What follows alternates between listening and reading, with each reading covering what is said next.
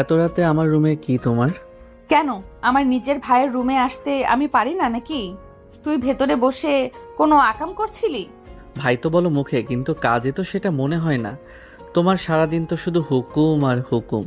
তুই বেশি পেকে গেছিস, কান মলে দিব একদম, পিচ্ছি কোথাকার। বড়দের সাথে মুখে মুখে তর্ক করিস। আসো দেখি কার কানকে মোলে আজ একটা স্পার হয়েই যাবে। তুমি নিজেকে কি মনে করো? তুই কি আমাকে চ্যালেঞ্জ করছিস পিচ্ছি? তোর সাহস তো কম না। দাঁড়া, আজ তোর একদিন কি আমার একদিন। পিচ্ছি বলবে না?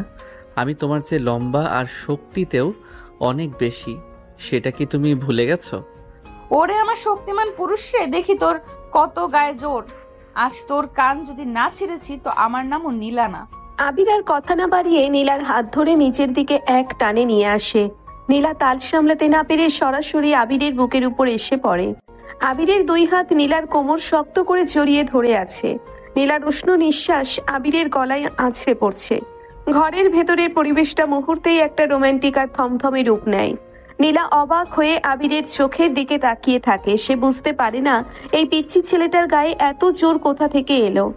আবিরের চোখে এক অদ্ভুত নেশা, যা নীলা আগে কখনো দেখেনি। নীলার বুকের ভেতরটা ধকধক করে ওঠে। সে আবিরের বুক থেকে ওঠার চেষ্টা করে, কিন্তু আবিরের হাতের বাঁধন এতই শক্ত যে সে নড়তে পারে না। আবিরের মুখটা নীলার কানের কাছে এগিয়ে যায়।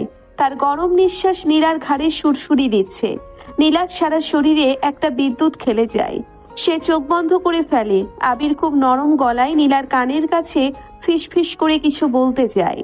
ঠিক সেই মুহূর্তেই দরজার বাইরে থেকে কুলসুমের গলার আওয়াজ শোনা যায়। ও আবির ভাইজান, বড় আম্মা আপনারা নীলা আপারে নিচে খাইতে ডাকে, সবাই টেবিলে বইসে আছে। কুলসুমের আওয়াজে নীলা ধরপড় করে আবিরের বুক থেকে সরে যায়। তার মুখটা লজ্জায় লাল হয়ে আছে। সে কোনো দিকে না তাকিয়ে এক দৌড়ে রুম থেকে বেরিয়ে যায়। আবির একটা দীর্ঘশ্বাস ফেলে নিজের চুলগুলো হাত দিয়ে টেনে ঠিক করে সে মনে মনে ভাবে আর কতদিন এভাবে নিজেকে আটকে রাখবে। সে একদিন না একদিন নীলাকে তার মনের কথা বলতেই হবে। আবির নিজেকে সামলে নিয়ে নিচে ডাইনিং টেবিলের দিকে এগিয়ে যায়। ডাইনিং টেবিলে পরিবারের সবাই উপস্থিত। দাদা, দাদি, রহমান, সালমা আর ফাতেমা সবাই মিলে গল্প করছে আর খাচ্ছে। নীলা মাথা নিচু করে খাবার নাড়াচাড়া করছে। আবির গিয়ে নিজের জায়গায় বসে নীলার ঠিক উল্টো দিকে। আবিরের দৃষ্টি বারবার নীলার দিকে যাচ্ছে। নীলা একবার চোখ তুলে তাকাতেই আবিরের গভীর চোখের দৃষ্টির সাথে তার চোখ মিলে যায়। নীলা তাড়াতাড়ি চোখ নামিয়ে নেয়। আব্বা, একটা কথা ছিল। নীলার জন্য আজ রফিক সাহেব একটা প্রস্তাব দিয়েছেন। ছেলেটার নাম তরিক, অনেক বড় ব্যবসায়ী, কানাডাতে থাকে, দেখতে শুনতেও ভালো। ফাতেমার কথা শুনে আবিরের হাত থেকে কাচের গ্লাসটা ফসকে পড়ে যায়। টেবিলের উপর বিকট শব্দে গ্লাসটা ভেঙে টুকরো টুকরো হয়ে যায়। সবাই চমকে উঠে আবিরের দিকে তাকায়। আবিরের চোয়াল শক্ত হয়ে আছে। তার চোখ দুটো রাগে লাল হয়ে উঠেছে। সে নিজেকে নিয়ন্ত্রণ করার আপ্রাণ চেষ্টা করছে, কিন্তু তার বুকের ভেতরটা যেন আগুনে পড়ছে। কি হলো আবির, হঠাৎ করে গ্লাসটা ফেলে দিলি যে? হাত কাটেনি তো তোর? না দাদা, হাত কাটেনি।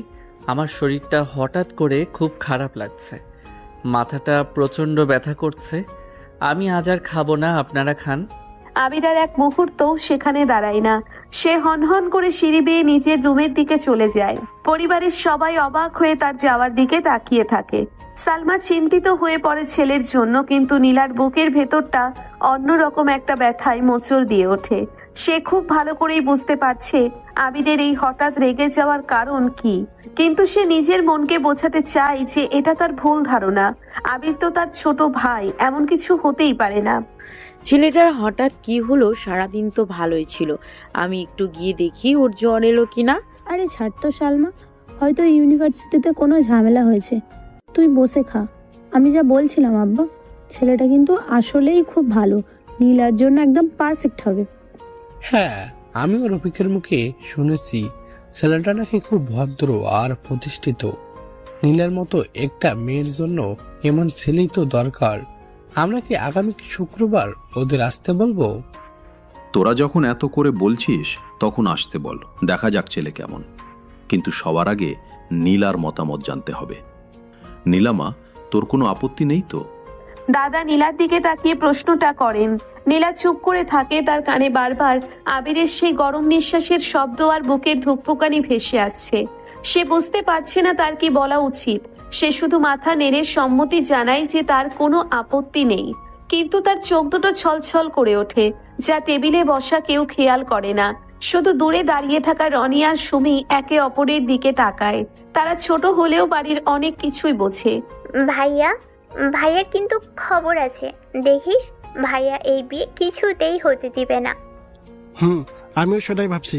আবির ভাইয়া যেভাবে রেগে গেল তাতে মনে হচ্ছে সামনে বড় কোনো ঝড় আসতে চলেছে। পরের দিন সকালে ইউনিভার্সিটির ক্যান্টিনে বসে আছে আবির।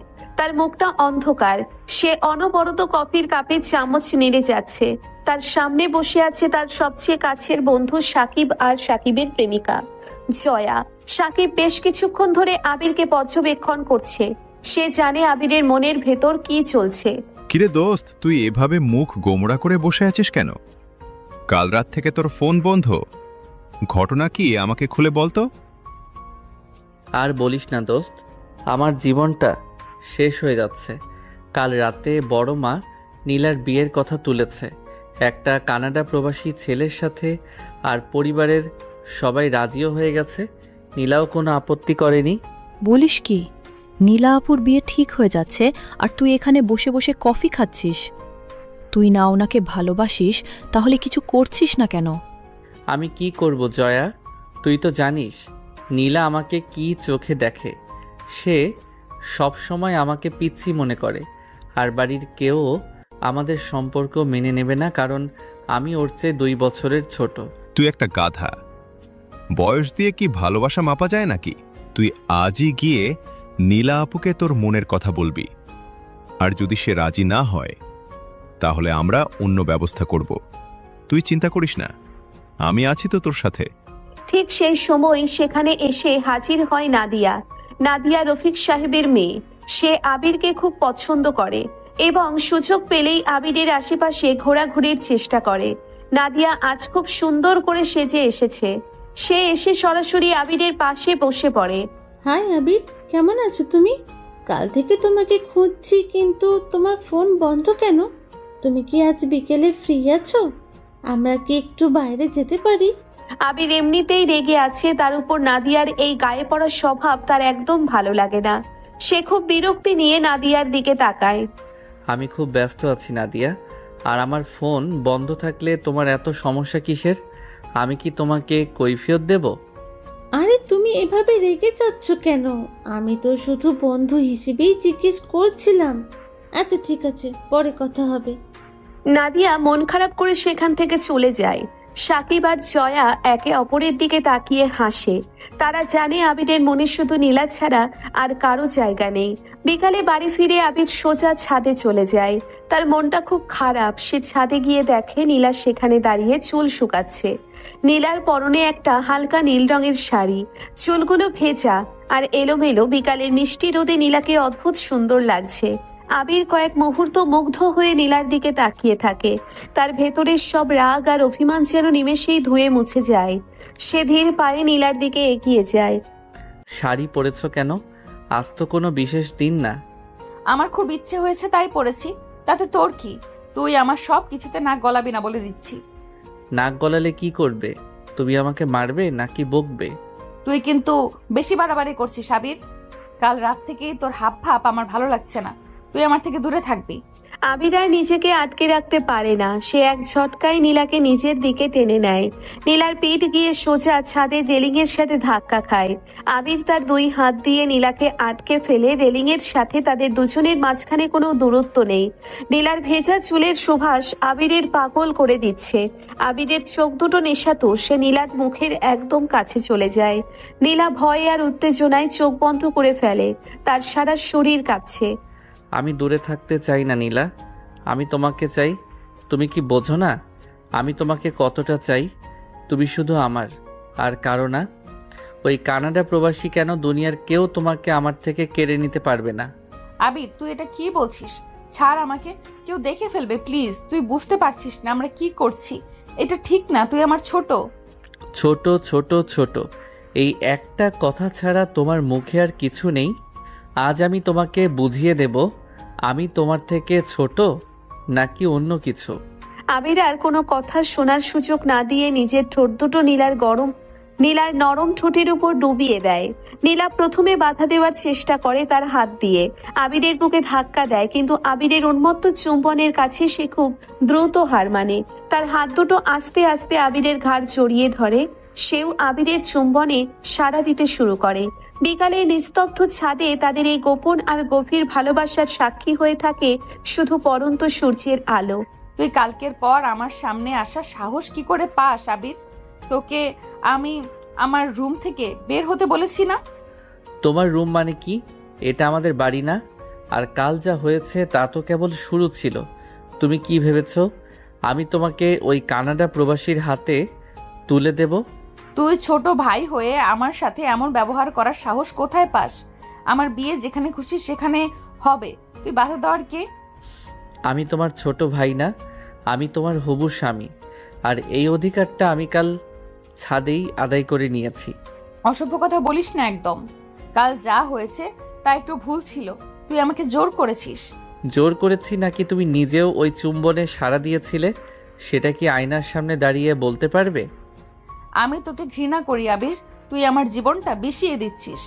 ঘৃণা আর ভালোবাসার মাঝে খুব সূক্ষ্ম একটা দেয়াল থাকে নীলা, জানোই তো তুমি। আজ বিকেলেই তো ওই তরিক সাহেব আসছেন, তাকে না হয় আমি নিজেই সব খুলে বলি। নীলা রাগে কাঁপতে কাঁপতে ড্রেসিং টেবিলের উপর রাখা কাচের বোতলটা ফ্লোরে আছাড় দেয়। আবির এক পা করে নীলার দিকে এগিয়ে যায়।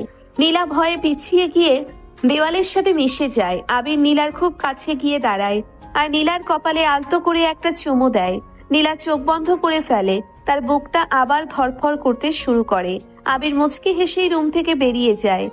নীলার খুব কাছে গিয়ে দাঁড়ায় আর নীলার কপালে আলতো করে একটা চুমু দেয়। নীলা চোখ বন্ধ করে ফেলে, তার বুকটা আবার ধড়ফড় করতে শুরু করে। আবির মুচকি হেসে রুম থেকে বেরিয়ে যায়। নিচের ড্রয়িং রুমে তখন রাজু আর কুলসুম ঘর পরিষ্কার করায় ব্যস্ত। কুলসুম বারবার রাজুর সাথে ফিসফিস করে কথা বলছে আর হাসছে। রাজু, তুই দেখিস আজ বড় বাড়িতে খুব বড় কাণ্ড ঘটবে। আমি কাল ছাদে যা দেখেছি তা কাউকে বললে নীলু আপার মান ইজ্জত থাকবে না। তুই সারাদিন শুধু মানুষের দোষ খুঁজে বেড়াস। কুলসুম, নিজের কাম কর, না হইলে বড় খালামা দেখলে তোর একদিন কি আমার একদিন। আরে আমি কি মিছা কথা কইতাছি? আবির ভাইজান তো নীলু আপারে এক্কেবারে জাপটাইয়া ধরছিল, আমি নিজের চোখে দেখছি। চুপ থাক, একদম ওই সব কথা কানে নিলে বিপদ আছে। তুই বরং ডাইনিং টেবিলটা ভালো কইরা মুছে মেহমান আইব একটু পরে। কুলসুম গজগজ করতে করতেই রান্নাঘরের দিকে চলে যায়। সেখানে সালমা আর ফাতেমা রান্নায় মহা ব্যস্ত। হরেক পদের খাবার রান্না হচ্ছে। তরিক সাহেব আর তার পরিবার আজ বিকেলে আসবে, তাই সবাই খুব তথস্থ। দাদি সোফায় বসে পান চিবোচ্ছেন আর সুমিকে বকাঝকা করছেন। অরে সুমি, তুই এখনো সাজুগুজু করিস নাই কেন? তোর বড় বোনের জন্য পাত্রপক্ষ আইতাছে আর তুই বানরের মতো লাফাইতাছস। যা সুন্দর কইরা একটা শাড়ি পইরা আয়। দাদি, আমার শাড়ি পরতে ভালো লাগে না। আর নীলা আপার বিয়ে নিয়ে আমার কোনো মাথা ব্যথা নেই, কারণ এই বিয়ে হবেই না। কেন হবে না? ছেলে তো রাজপুত্রের মতো কানাডায় থাকে, অঢেল টাকা পয়সা। তোর আব্বারা তো খুব খুশি। খুশি হলেই তো হবে না, ভাইয়া থাকতে নীলা আপার বিয়ে অন্য কোথাও হওয়া অসম্ভব। দাদি সুমির কথা শুনে ভ্রু কুচকে তাকান। ঠিক তখনই দাদা রহমান আর কামাল বাজার থেকে ফেরেন। তাদের হাতে মাছ আর মাংসের বড় বড় ব্যাগ। করিম ড্রাইভার ব্যাগগুলো নিয়ে ভেতরে আসে। রনি আবিরের ছোট ভাই, সে এতক্ষণ বাইরে বন্ধুদের সাথে আড্ডা দিচ্ছিল, এখন দৌড়ে এসে সোফায় বসে পড়ে। আব্বা, আমি কিন্তু তারেক ভাইকে আগে থেকেই চিনি। ওনার স্বভাব নাকি খুব একটা ভালো না, আমার এক বন্ধু বলছিল। চুপ কর রনি, বড়দের কথায় বড় হতে যাস না। তরিক অনেক শিক্ষিত ছেলে, রফিক সাহেব ওনার গ্যারান্টি দিয়েছেন। কামাল, তুমি চিন্তা করো না, ছেলে ভালোই হবে। আমাদের নীলাও তো অনেক ভাগ্যবতী যে এমন ঘর পাচ্ছে। আবির আড়াল থেকে সব শুনছিল। তার মাথায় এখন অন্য চিন্তা কাজ করছে। সে সাকিবকে ফোন দেয়। সাকিব আর জয়া তখন কফি শপে বসেছিল। আবিরের ফোন পেয়ে সাকিব একটু আড়ালে গিয়ে কথা বলে। কিরে আবির, কি খবর তোর? ওদিকে কি তরিক চলে এসেছে? না রে, আসবে একটু পরে। তুই আর জয়া জলদি আমাদের বাড়ির আশেপাশে থাকবি। আমি যা করতে বলবো ঠিক তাই করবি। মিতাকেও বলিস ও যেন নীলার সাথে থাকে আর ওর মন বোঝার চেষ্টা করে। তুই একদম চিন্তা করিস না। আমি মিতাকে ফোন দিচ্ছি, জয়াও তৈরি আছে। নাদিয়াকেও কি আসতে বলবো? ও তো তোর জন্য পাগল। নাদিয়াকে দরকার নেই, ও আসলে সব ঘেঁটে দেবে। তুই শুধু তৈরি থাক, আমি সিগন্যাল দিলে কাজ শুরু করবি। আবির ফোন রেখে নিজের রুমে গিয়ে আয়নার সামনে দাঁড়ায়। সে আজ নিজেকে খুব স্মার্ট করে সাজিয়েছে, কারণ সে চায় তরিকের সামনে নিজেকে আরো বেশি আকর্ষণীয় প্রমাণ করতে, যাতে নীলা বারবার তার দিকেই তাকায়। ওদিকে মিতা নীলার রুমে গিয়ে দেখে নীলা মন খারাপ করে বসে আছে। মিতা নীলার বাল্যবন্ধু, তাই সে নীলার মনের সব খবর জানে। নীলা, তুই কি খুশি না এই বিয়েতে? তোর মুখটা এমন শুকিয়ে আছে কেন? আমি বুঝতে পারছি না মিতা, আমার খুব ভয় করছে। আবির যা শুরু করেছে তাতে যে কোনো সময় বড় কোনো অঘটন ঘটে যেতে পারে। আবির তো তোকে ভালোবাসে, এটা তো তুইও জানিস। তাহলে ওকে একটা সুযোগ দিচ্ছিস না কেন? শুধু বয়সের কথা চিন্তা করে একটা জীবন নষ্ট করবি? তুই আমার ছোট ভাই মিতা, সমাজ কি বলবে, আমাদের আত্মীয়রা কি বলবে, আর আব্বু আম্মু তো এটা ভাবতেই পারবে না। সমাজ দিয়ে কি ভালোবাসা হয় নাকি? আর আবির তো এখন আর ছোট নেই। ও তোর জন্য যা করতে পারে তা কোনো বড় ছেলেও পারবে না। নীলা চুপ করে থাকে। মিতার কথাগুলো তার মনের ভেতর তোলপাড় করছে। ঠিক তখনই নিচ থেকে অনেকগুলো গাড়ির হর্ন শোনা যায়। তরিক সাহেব তার পরিবার নিয়ে পৌঁছে গেছেন। কামাল আর রহমান দরজা খুলে তাদের স্বাগত জানান। রফিক সাহেবও সাথে এসেছেন তরিককে দেখতে। আসলেও খুব হ্যান্ডসাম লাগছে, তার পরনে দামি স্যুট আর চোখে চশমা। আসুন তরিক সাহেব, ভিতরে আসুন, আপনাদের জন্য আমরা অনেকক্ষণ ধরে অপেক্ষা করছি। ধন্যবাদ খালাম্মা, আপনাদের বাড়িটা তো অনেক সুন্দর আর শান্ত মনে হচ্ছে। আমাদের দেশের বাড়িটার কথা মনে পড়ে গেল। কালাম, তরিক কিন্তু খুব কম সময়ের জন্য এসেছে, তাই আমরা চাইছি আজই সব কথাবার্তা চূড়ান্ত করে ফেলতে। সবাই ড্রয়িং রুমে বসে কথা বলছে। রাজু ট্রেতে করে শরবত আর নাস্তা নিয়ে আসে। দাদি তরিককে খুব খুঁটিয়ে খুঁটিয়ে দেখছেন। তার কাছে যেন কিছু একটা সন্দেহজনক মনে হচ্ছে। দাদি নীলাকে নিচে ডাকার জন্য সুমিকে ইশারা করেন। সুমি আর মিতা মিলে নীলাকে নিচে নিয়ে আসে। নীলা একটা অফ হোয়াইট কালারের জামদানি শাড়ি পরেছে, তাকে অপার্থিব সুন্দর লাগছে। তরিক নীলার দিকে তাকিয়ে মুগ্ধ হয়ে যায়। ওয়াও, নীলা তো ছবিতে দেখার চেয়ে অনেক বেশি সুন্দর। আমি তো ভাবতেই পারিনি বাংলাদেশে এত সুন্দর মেয়ে আছে। ধন্যবাদ। নীলা নিচু স্বরে কথাটি বলে সোফায় বসে পড়ে। আবির এতক্ষণ সিঁড়ির কোনায় দাঁড়িয়ে সব দেখছিল। তরিকের চোখের চাউনি তার একদম পছন্দ হয়নি। সে ধীর পায়ে ড্রয়িং রুমে আসে আর তরিকের ঠিক পাশের সোফাটায় গিয়ে বসে। হ্যালো তরিক ভাই, আমি আবির, নীলার চাচাতো ভাই। কেমন আছেন আপনি? ও আচ্ছা, হ্যালো আবির, আমি ভালো আছি। তুমি কি পড়াশোনা করছো নাকি ব্যবসা? পড়াশোনা করছি আর সাথে পার্ট টাইম কিছু কাজ করি। তবে নীলার সব কাজ আমাকে দেখাশোনা করতে হয়। ও তো আবার খুব ঘরকুনো, আমি ছাড়া কিছুই চেনে না। আবিরের কথা শুনে তরিক একটু অবাক হয়ে নীলার দিকে তাকায়। নীলা অস্বস্তিতে হাত কচলাচ্ছে। কামাল পরিস্থিতি সামাল দেওয়ার জন্য অন্য প্রসঙ্গে কথা বলা শুরু করেন। হাসান সাহেব নীলার ইউনিভার্সিটির প্রফেসর। তিনি হঠাৎ করে বাড়িতে হাজির হন। তার হাতে একগুচ্ছ ফুল আর কিছু বই। আরে না না হাসান সাহেব, আসুন বসুন। আপনি তো আমাদের বাড়ির ছেলের মতোই। আজ নীলার বিয়ের কথা হচ্ছে। এই যে তরিক সাহেব কানাডা থেকে এসেছেন। হাসান সাহেবের মুখটা একটু মলিন হয়ে যায়। তিনি নীলাকে মনে মনে খুব পছন্দ করেন, কিন্তু কখনো বলতে পারেনি আবির হাসান সাহেবকেও খুব একটা সহ্য করতে পারে না। সে বুঝতে পারে নীলার চারপাশে কতজন ঘুরঘুর করছে। জয়া আর সাকিব তখন গেটের বাইরে দাঁড়িয়েছিল। আবির তাদের মেসেজ দেয় কাজ শুরু করার জন্য। সাকিব তখন একটা অজানা নাম্বার থেকে তরিকের ফোনে কল দেয়। তরিক ফোনটা রিসিভ করে বারান্দায় চলে যায়। হ্যালো, কে বলছেন? আমি আপনার শুভাকাঙ্ক্ষী বলছি তরিক সাহেব। আপনি কি জানেন আপনি যার সাথে বিয়ের কথা বলছেন সে অলরেডি বিবাহিত আর তার স্বামীর নাম আবির।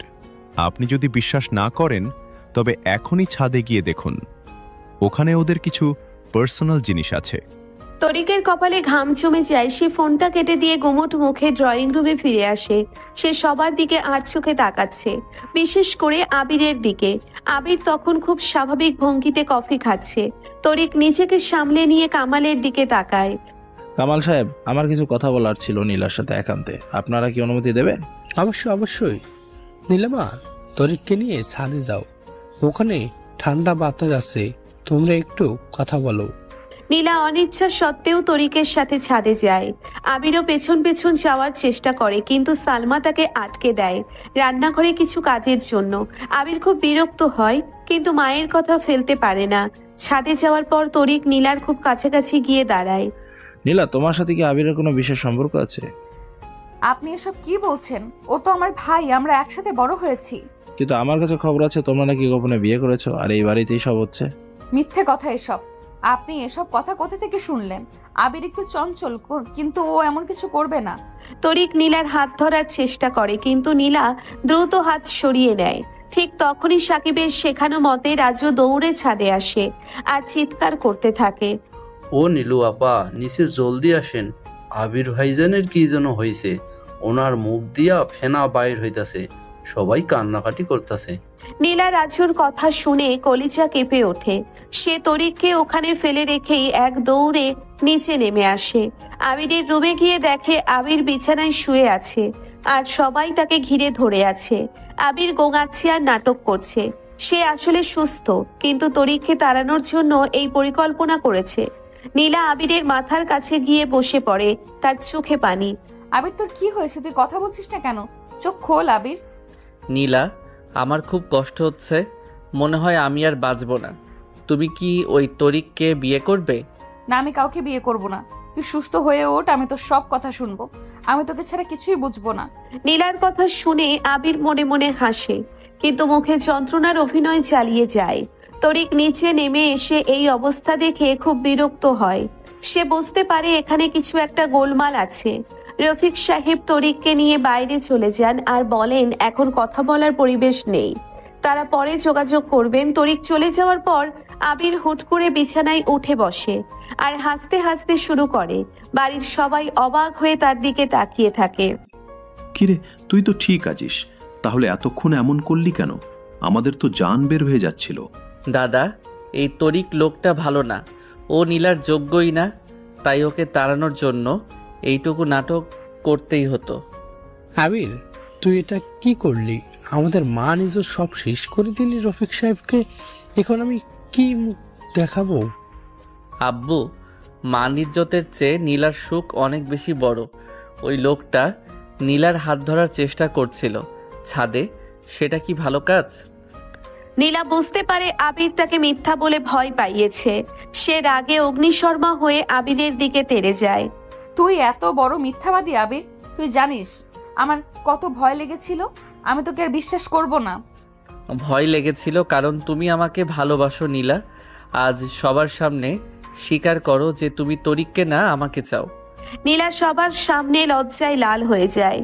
সে কোনো কথা না বলে নিজের রুমে চলে যায়। দাদি মুচকি হেসে বলেন, ছেলেটা যা করছে তাতে মন্দ কিছু দেখছি না আমি। কামাল সাহেব আর রহমান সাহেব একে অপরের দিকে তাকান। তারা বুঝতে পারছেন পরিস্থিতি তাদের হাতের বাইরে চলে যাচ্ছে। পরদিন সকালে আবির যখন ড্রয়িং রুমে বসেছিল, তখন নাদিয়া সেখানে আসে। নাদিয়া আজ খুব জেদ নিয়ে এসেছে। সে আবিরকে ছাড়তে রাজি না। আবির, তুমি কি ভাবছো আমি কিছু জানি না? তুমি নীলা আপার জন্য যা করছো তা ঠিক না। ও তোমার বড় বোন। তুমি আমার সাথে চলো, আমরা আজই বিয়ে করব। নাদিয়া, তুমি সীমা ছাড়িয়ে যাচ্ছ। আমি তোমাকে ভালোবাসি না আর কখনো বাসবো না। তুমি এখন এখান থেকে যাও। আমি যাব না, বড় আম্মাকে সব বলে দেব যে তুমি নীলা আপার সাথে কি করছো। নাদিয়া চিৎকার করতে থাকে। ঠিক সেই সময় সালমা আর ফাতেমা সেখানে আসেন। নাদিয়া তাদের কাছে আবিরের নামে আজে বাজে কথা বলতে শুরু করে, কিন্তু দাদি সেখানে এসে নাদিয়াকে থামিয়ে দেন। ওরে নাদিয়া, তুই অনেক বকবক করছিস, এবার থাম। আমাদের বাড়ির বিষয় আমরা বুঝবো। তুই মেহমান হয়ে এসেছিস, মেহমানের মতো থাক। আবির কারে ভালোবাসে আর কারে বাসবে না সেইটা ওর ব্যাপার। নাদিয়া দাদির ধমক খেয়ে গাল ফুলিয়ে চলে যায়।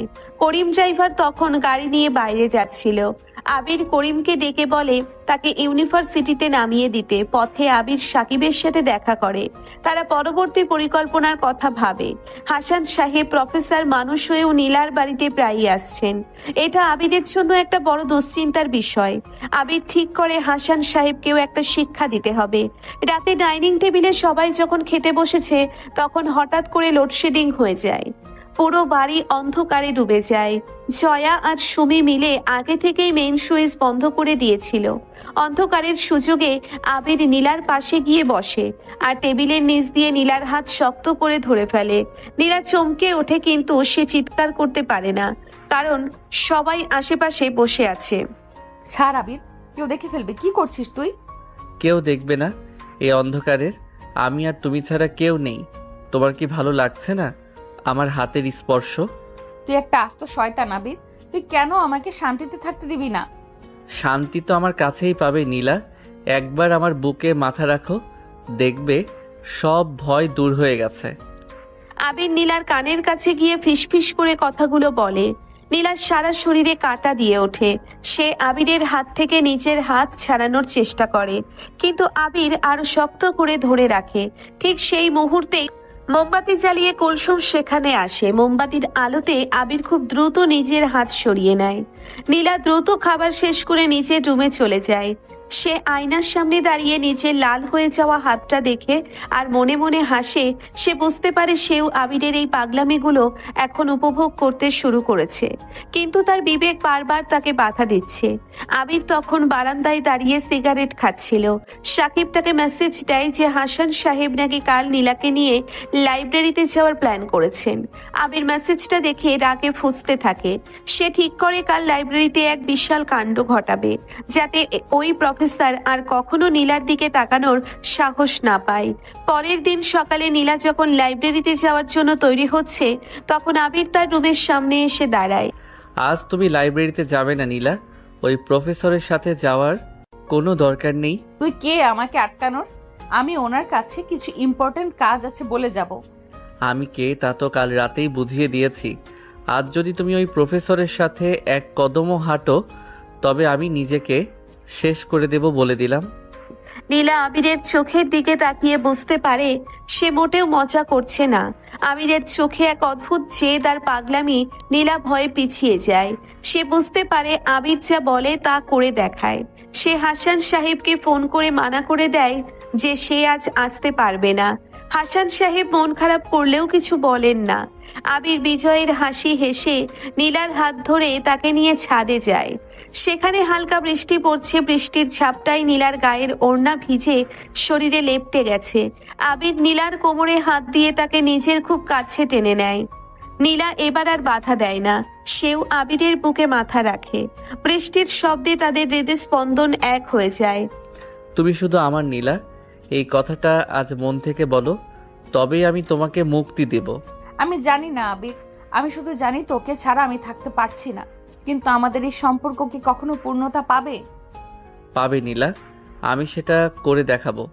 আমাদের বিয়ে হবেই, আর ওই তরিক বা হাসান কেউ আমাদের মাঝে আসতে পারবে না। আবির নীলার ভিজে ঠোঁটে আবার নিজের ঠোঁট ছোঁয়ায়। নীলা চোখ বুজে সেই স্পর্শ অনুভব করে বৃষ্টির ধারায় তাদের ভালোবাসা আরো গভীর হতে থাকে। নিচের ড্রয়িং রুমে তখন কামাল আর রহমান নীলার বিয়ের জন্য নতুন কোনো পাত্রের কথা আলোচনা করছেন, কিন্তু তারা জানেন না তাদের ঘরের ভেতরেই ভালোবাসার এক বিশাল যুদ্ধ চলছে, যা খুব শীঘ্রই সবার সামনে প্রকাশ পেতে যাচ্ছে। সকালের মিষ্টি রোদ এসে পড়েছে ড্রয়িং রুমে। দাদি সোফায় বসে তসবিহ পড়ছেন আর কুলসুম ঘর ঝাড়ু দিচ্ছে। রান্নাঘর থেকে ফাতেমা আর সালমার গলার আওয়াজ আসছে। আজ বাড়িতে একটু থমথমে পরিবেশ। কাল রাতের বৃষ্টির পর থেকে নীলার খুব জ্বর। ওরে কুলসুম, তুই কি সারাদিন এই এক জায়গাতেই ঝাড়ু দিবি? যা তো ওপরে গিয়া দেখ আমার নীলা বুবুর জ্বর কমলো কিনা। মাইয়া ডারে কাল রাইতে কত কইরা কইলাম ছাদে যাস না, শুনলো না কথা। দাদিজান, আমি তো সকালেই দেখা আইছি, নীলু আপার গায়ে অনেক জ্বর। ফাতেমা খালাম্মা তো মাথায় জলপট্টি দিতেছে, আর আবির ভাইজান তো সারা রাত আপার ঘরের সামনেই আছিল। তুই তো সারাদিন খালি এই বাড়ির খবর ওই বাড়ির করস। কুলসুম, নিজের কাম কর। না হইলে বড় খালাম্মা দেখলে তোর একদিন কি আমার একদিন। আজ বাড়িতে মেহমান আইব, কাজ তো এখন অনেক বাহি। রাজু তুই ঠিক কইছস, আজ তো আবার ওই প্রফেসরের পোলাডারে নিয়া ওর বাপ মা আইব। করিম রে ডাক দে, বাজার থেকে মিষ্টি আর ফলমূল নিয়ে আইতে হইব। আমি তো এখানে খাড়াইয়া আছি দাদিজান, আপনি বাজারের লিস্ট দেন, আমি এখনই বড় বাজার থেকে সব তাজা তাজা জিনিস নিয়ে আইতাছি। হ জলদি যা। আর শোন, ওই রফিক সাহেবেরও আসতে কইছে কামাল, তুই ফেরার পথে রফিক সাহেবের বাড়িতে একটা চক্কর দিয়া আইস। ঠিক তখনই আবির সিঁড়ি বেয়ে নিচে নেমে আসে। তার চোখ মুখ লাল, সারা রাত না ঘুমানোর ছাপ স্পষ্ট মুখে। সে সোজা ডাইনিং টেবিলে গিয়ে বসে রাজু তাড়াতাড়ি করে 1 কাপ চা এনে দেয়। ভাইজান, আপনার চা খান, রাইতে ঘুমাচ্ছেন তো? চোখ তো একেবারে জবা ফুলের লাহান লাল হইয়া আছে। তুই এত বকিস কেন রাজু? যা এখান থেকে, আমার একদম ভালো লাগছে না কিছু। আবির, তোর শরীর খারাপ নাকি? কাল রাত থেকে দেখছি তুই কেমন যেন করছিস। নীলার জ্বর, তাতে তোর এত টেনশন করার তো কিছুই নেই। ফাতেমা তো আছেই। আব্বু, তুমি বুঝবে না, নীলার জ্বর অনেক বেশি। আমি ওকে ডাক্তারের কাছে নিয়ে যেতে চাই। তোমরা কেউ তো কিছু করছো না, শুধু মাথায় জলপট্টি দিলে কি জ্বর কমে? আরে বাবা, আমরা কি বসে আছি? আমি তো ডাক্তারকে ফোন দিয়েছি, উনি একটু পরেই আসবেন। তুই এত অস্থির হচ্ছিস কেন? আর শোন, আজ বিকালে হাসান সাহেব ওর বাবা মাকে নিয়ে। আবার হাসান কেন আসবে? ওর বাবা মাকে নিয়ে আসার কি দরকার? আমি তো আগেই বলেছি ওই প্রফেসরের সাথে নীলার বিয়ে হতে পারে না। কামাল ভাই, ও ছোট মানুষ, ওকে ওভাবে বকছেন কেন? আবির, তুই চুপ কর তো। হাসান ছেলেটা অনেক ভালো, আর ওর পরিবারও খুব শিক্ষিত। নীলার জন্য একদম পারফেক্ট। মা, তুমিও শুরু করলে? আমি তোমাদের সবাইকে বলে দিচ্ছি, নীলার বিয়ে এই বাড়িতে শুধু একজনের সাথেই হবে, আর সে কে তা তোমরা খুব তাড়াতাড়ি জানতে পারবে। আবির আর এক মুহূর্তও সেখানে দাঁড়ায় না। সে রাগে গজগজ করতে করতে সোজা নীলার রুমের দিকে চলে যায়। ড্রয়িং রুমের সবাই অবাক হয়ে আবিরের যাওয়ার দিকে তাকিয়ে থাকে। রনি আর সুমি তখন বই হাতে কোচিংয়ে যাওয়ার জন্য তৈরি হচ্ছিল। সুমি, তুই শুনলি ভাইয়া কি বলল? ভাইয়া কিন্তু এবার সিরিয়াস কিছু একটা ঘটিয়ে ফেলবে। আব্বু আর বড় আব্বু বুঝতে পারছে না ভাইয়া নীলাপুকে কতটা চায়। আমিও বুঝতে পারছি, কিন্তু নীলাপু তো কিছু বলছে না। আপু মুখ খুললে তো সব ঠিক হয়ে যায়। চল আমরা কোচিংয়ে যাই, পরে এসে সব খবর নিব। নীলার রুমে তখন কেউ ছিল না। ফাতেমা একটু আগে রান্নাঘরে গেছেন। নীলা জ্বরের ঘোরে চোখ বন্ধ করে শুয়ে আছে, তার শরীর কাঁপছে। আবির খুব সাবধানে দরজাটা ভেতর থেকে আটকে দেয়। সে ধীর পায়ে নীলার বিছানার পাশে গিয়ে বসে নীলার গরম হাত দুটো নিজের হাতের মুঠোয় নিয়ে নেয়। নীলা চোখ খুলে আবিরকে দেখে তার দুর্বল শরীরেও একটা শিহরণ বয়ে যায়। তুই এখানে কি করছিস? কেউ দেখলে তো সর্বনাশ হয়ে যাবে। যা এখান থেকে, আমার খুব ভয় লাগছে। কেউ দেখবে না, আমি দরজা আটকে দিয়েছি। তোমার এত খারাপ লাগছে আর আমি নিচে বসে থাকবো তা কি করে হয়? কাল বৃষ্টিতে ভেজার জন্যই তো এই অবস্থা। তোকে আমি কতবার বললাম আমাকে ছাড়, আমি ভিজে যাচ্ছি, তুই তো শুনলি না। এখন আমার জ্বরের জন্য তুই দায়ী। হ্যাঁ, আমি দায়ী, আর তোমার এই জ্বর কমানোর দায়িত্ব আমার। তুমি শুধু চুপ করে থাকো, আমি যা করি করতে দাও। আবির নীলার মুখের উপর ঝুঁকে পড়ে। নীলার গরম নিঃশ্বাস আবিরের মুখে এসে লাগছে। আবির নিজের হাত নীলার কপালের ওপর রাখে, তারপর আস্তে আস্তে সেই হাত নীলার গাল বেয়ে গলায় নেমে আসে। নীলা চোখ বন্ধ করে ফেলে, তার শ্বাস দ্রুত হয়ে যায়। আবির নীলার কানের কাছে মুখ নিয়ে আলতো করে একটা চুমু খায়। নীলার সারা শরীর কেঁপে ওঠে। সে তার দুর্বল হাত দিয়ে আবিরের শার্ট খামচে ধরে। আবির প্লিজ এমন করিস না, আমার শরীর এমনিতেই জ্বলছে। তুই আরো পাগল করে দিচ্ছিস আমাকে। কেউ চলে আসবে। আসুক যে আসার, আমি কাউকে ভয় পাই না। তুমি শুধু আমার নীলা। আমি তোমার এই জ্বলন্ত শরীরে নিজের ভালোবাসার দাগ বসিয়ে দিতে চাই। যেন কেউ কখনো তোমার দিকে চোখ তুলে তাকাতেও না পারে। আবির আর কথা না বাড়িয়ে নিজের ঠোঁট দুটো নীলার গরম ঠোঁটের উপর ডুবিয়ে দেয়। নীলার জ্বরের উত্তাপ আর আবিরের ভালোবাসার উত্তাপ মিলেমিশে একাকার হয়ে যায়। আবির খুব গভীরে গিয়ে নীলাকে অনুভব করতে থাকে, তার হাত দুটো নীলার কোমরের কাছে চলে যায়। নীলা কোনো বাধা দিতে পারে না, সে শুধু আবিরের চুলের ভেতর নিজের আঙ্গুলগুলো ঢুকিয়ে দেয়। বেশ কিছুক্ষণ পর আবির নীলাকে ছেড়ে দেয়। নীলা হাঁপাচ্ছে, তার চোখ দুটো নেশাতুর। বিকেলে ওই প্রফেসর আসছে তার বাপ মাকে নিয়ে। তুমি যদি আজ তাদের সামনে গিয়ে দাঁড়াও তবে আমি এই রুমেই সব ভাঙচুর করব বলে দিলাম। আমি কি করব? আব্বু আম্মু তো আমাকে জোর করে নিয়ে যাবে। তুই বুঝতে পারছিস না কেন? আমি তো তাদের মুখের উপর না করতে পারি না। তোমাকে কিছু করতে হবে না, যা করার আমি করব। তুমি শুধু অসুস্থতার ভান করে বিছানায় শুয়ে থাকবে আর নিচে যাওয়ার নামও নেবে না। ঠিক তখনই দরজায় কড়া নাড়ার শব্দ হয়। ফাতেমা স্যুপ নিয়ে এসেছেন। আবির দ্রুত নীলার কাছ থেকে সরে গিয়ে একটা চেয়ার টেনে বসে পড়ে। নীলাও চোখ বন্ধ করে ফেলে। আবির দরজা খুলে দিলে ফাতেমা ভেতরে আসেন।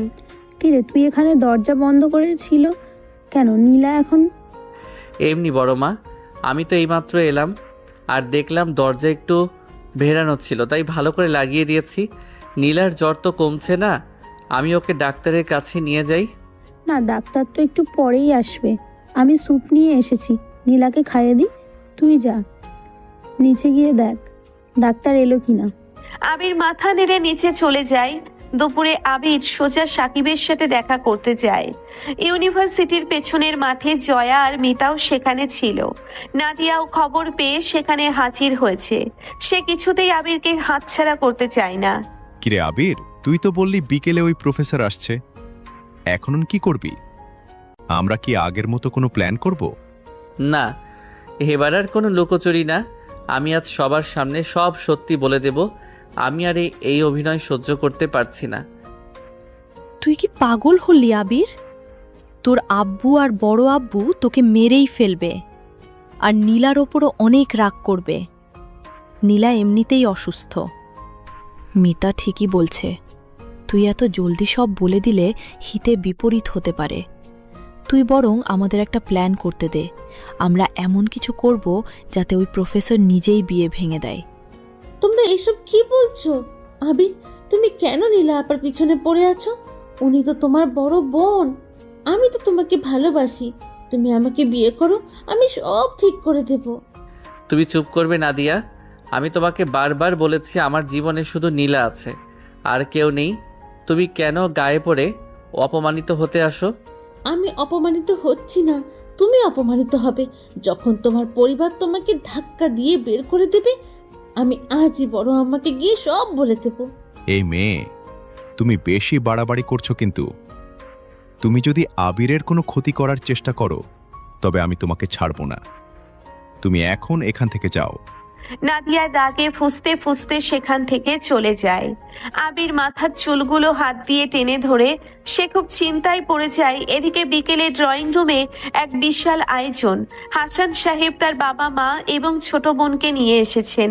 কামাল আর রহমান তাদের খুব খাতির করে বসাচ্ছেন। সালমা আর ফাতেমা নাস্তা সাজাতে ব্যস্ত।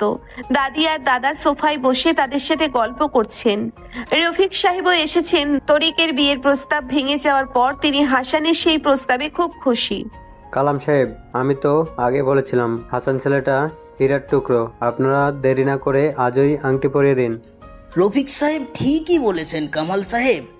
আমরা তো হাসান আর নীলার বিয়ের জন্য একদম প্রস্তুত। হাসান তো নীলাকে অনেক আগে থেকেই পছন্দ করে। আপনারা অনুমতি দিলে আজই কাজটা শেষ করি। এটা তো খুব খুশির খবর। আমাদের দিক থেকে কোনো আপত্তি নেই। নীলা তো আমাদের লক্ষ্মী মেয়ে। আপনাদের ঘরে গেলে আমরা নিশ্চিন্ত হতে পারবো। তার নীলামা কোথায়? তাকে তো দেখছি না। তাকে একটু ডাকুন, আমরা তো আংটি নিয়েই এসেছি। নীলার তো কাল রাত থেকে খুব জ্বর, তাই ওর নিজের ঘরে শুয়ে আছে। আমি ওকে ডেকে আনছি, আপনারা একটু মিষ্টিমুখ করুন। ফাতেমা সিঁড়ির দিকে এগোতেই আবির তার রাস্তা আটকে দাঁড়ায়। আবিরের মুখটা থমথমে।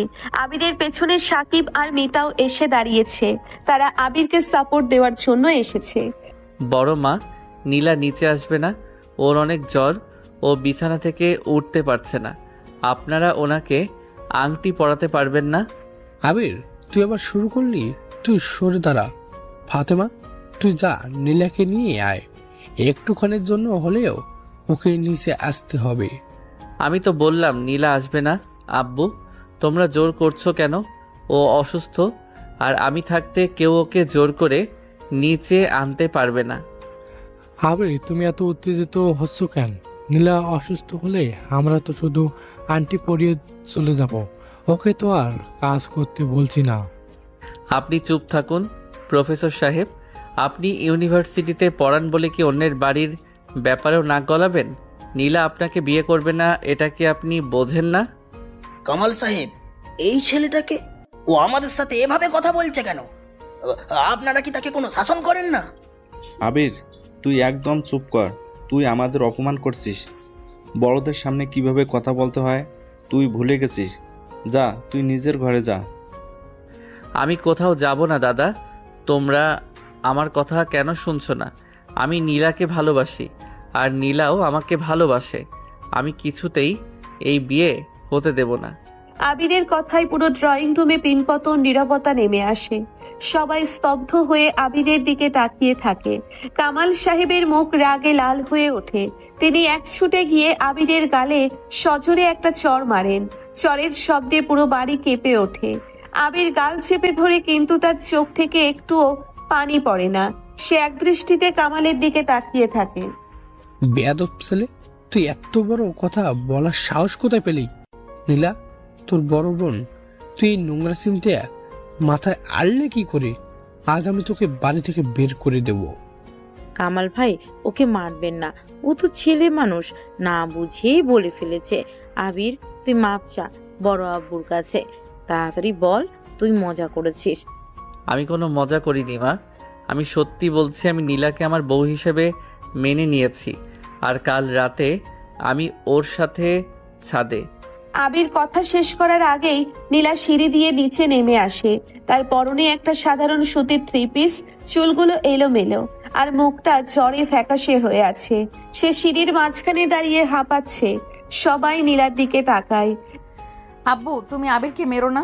ও যা বলেছে সব সত্যি বলেছে। আমি ওকে ভালোবাসি। নীলার কথাই যেন সবার মাথায় বাজ পড়ে। ফাতেমা মাথা ঘুরে সোফায় বসে পড়েন। রহমান সাহেব বুকে হাত দিয়ে দীর্ঘশ্বাস ফেলেন। দাদি শুধু চোখ বড় বড় করে তাকিয়ে থাকেন। হাসান আর তার পরিবার অপমানে আর রাগে সেখান থেকে উঠে দাঁড়ায়। কামাল সাহেব, আমরা এখানে অপমানিত হতে আসিনি। আপনাদের পরিবারের এই নোংরা নাটক আমরা আর এক মুহূর্ত সহ্য করব না। হাসান, চল এখান থেকে, চল। কিন্তু বাবা, নীলা তো। চুপ করো হাসান, তুই আর একটা কথাও বলবি না। এমন পরিবারের মেয়ের সাথে আমার ছেলের বিয়ে আমি কখনো দেব না। হাসান সাহেবরা রাগে গজগজ করতে করতে বাড়ি থেকে বেরিয়ে যান। রফিক সাহেবও মাথা নিচু করে তাদের পেছন পেছন চলে যায়। ড্রয়িং রুমের পরিবেশ তখন আগ্নেয়গিরির মতো ফুটছে। কামাল সাহেব এবার নীলার দিকে এগিয়ে যান, তার চোখে আগুন। নীলা, তুই এটা কি করলি? তুই নিজের ছোট ভাইয়ের সাথে এই সম্পর্ক করেছিস? তোর তো একটু লজ্জা হলো না? তুই আমাদের মান সম্মান সব মাটিতে মিশিয়ে দিলি। আবু, ভালোবাসা তো বয়স দেখে হয় না। আবির আমাকে যতখানি বোঝে, অন্য কেউ তা পারবে না। আমি জানি তোমরা এটা মেনে নিতে পারবে না, কিন্তু এটাই সত্যি। ঠিক আছে দাদা, আমি চলে যাচ্ছি, কিন্তু আমি একা যাব না। নীলাকে নিয়েই যাব। ওকে ছাড়া আমি এক পাও নড়ব না।